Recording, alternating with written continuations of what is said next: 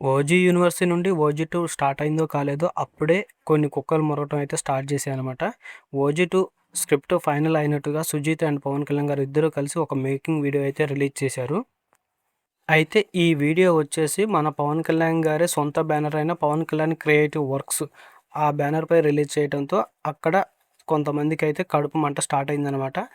అసలు విషయం ఏంటంటే ఓజీ సినిమా ఫ్లాప్ అని, అందుకే డీవీవీ వాళ్ళు ఓజీ 2 తీయడానికి ముందుకు రాలేదని, కేవలం ఆ సినిమాని ఎవరు నిర్మించడానికి ముందుకు రావట్లేదు కాబట్టి పవన్ కళ్యాణ్ క్రియేటివ్ వర్క్స్ మీద పవన్ కళ్యాణే స్వయంగా నిర్మిస్తున్నాడంటూ కొన్ని ఫాల్స్ న్యూస్ అయితే స్ప్రెడ్ చేస్తున్నారనమాట.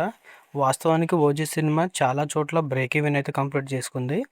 కొన్ని చోట్ల మాత్రం అంటే నెల్లూరు, సీడెడ్లో కొన్ని ప్రాంతాల్లో మాత్రం ఈ సినిమా బ్రేక్ ఈవెన్ అవ్వలేదు. కానీ కర్ణాటక, ఓవర్సీస్‌లో మాత్రం భారీ లాభాలైతే తెచ్చుకుంది ఈ సినిమా. కానీ ఈ సినిమా కలెక్షన్స్‌తో సంబంధం లేకుండా డీవీవీ వాళ్ళైతే ఫస్ట్ టేబుల్ ప్రాఫిట్‌కైతే ఈ సినిమానైతే అమ్మడం జరిగిందనమాట.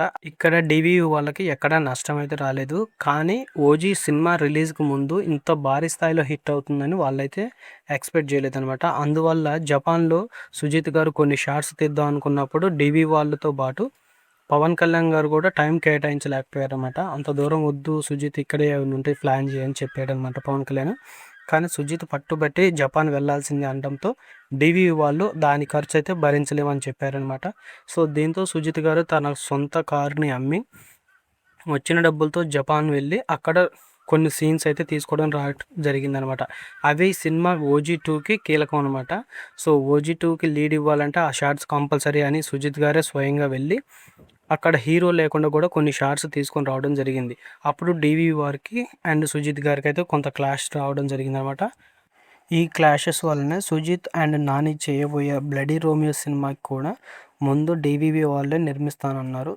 కానీ తర్వాత ఎప్పుడైతే సుజిత్కి డీవీవీకి క్లాషెస్ వచ్చాయో అప్పుడు నిర్మాణ సంస్థ మారిపోయిందనమాట బ్లడీ రోమియో సినిమాకి.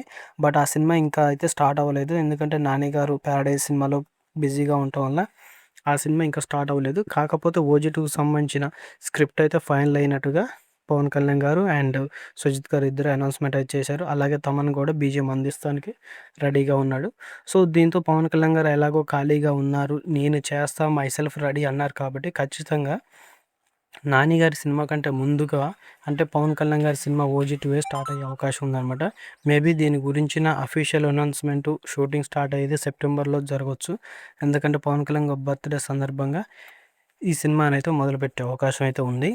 అంతేగాని డీవీ వాళ్ళు సినిమా నిర్మించడానికి ముందుకు రాలేదు, అందుకే గతి లేక పవన్ కళ్యాణ్ గారు ఈ సినిమా నిర్మిస్తున్నారు అనటంలో ఎలాంటి నిజమైతే లేదనమాట. సో ఈ సినిమాకి పవన్ కళ్యాణ్తో పాటు ఇంకొక అగ్ర నిర్మాణ సంస్థ ఏదో ఒకటైతే పార్ట్నర్గా ఉండే అవకాశం అయితే ఉందన్నమాట. ఎందుకంటే ఈ సినిమా కొంచెం భారీ బడ్జెట్తో నిర్మించాలి కాబట్టి సో ఖచ్చితంగా ఈ సినిమాకి ఇంకొక నిర్మాణ సంస్థ కూడా పార్ట్నర్స్గా ఉండే అవకాశం అయితే ఉంది. దానికి సంబంధించిన డీటెయిల్స్ కూడా ఖచ్చితంగా ఈ సినిమా అయితే భారీ బడ్జెట్తో నిర్మిస్తారు. అలాగే జపాన్లో కూడా ఈ సినిమాకి 3 నెలల షెడ్యూల్ అయితే తీయబోతున్నారంట. అందులో పవన్ కళ్యాణ్ గారు 3 నెలలు లీవ్ పెట్టి జపాన్ అయితే వెళ్ళాల్సి ఉంటుందన్నమాట. అక్కడ చాలా వరకు సీన్లు అయితే చేయాల్సి ఉందన్నమాట.